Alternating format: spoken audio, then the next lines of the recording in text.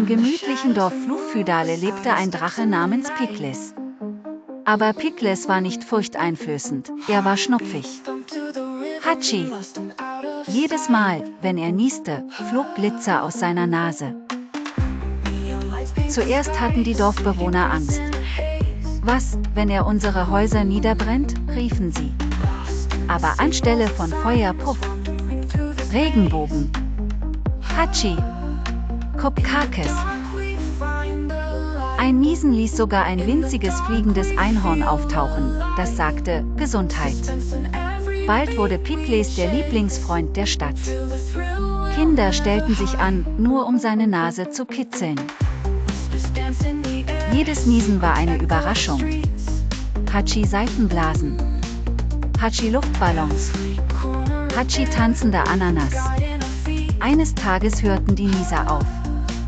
Oh nein, riefen die Dorfbewohner. Aber Piklis lächelte und flüsterte, ich glaube, ich bin leer, bis zum nächsten Geburtstag. Jetzt wirft Flugfydale jedes Jahr zu Piklis Geburtstag ein Niesfest.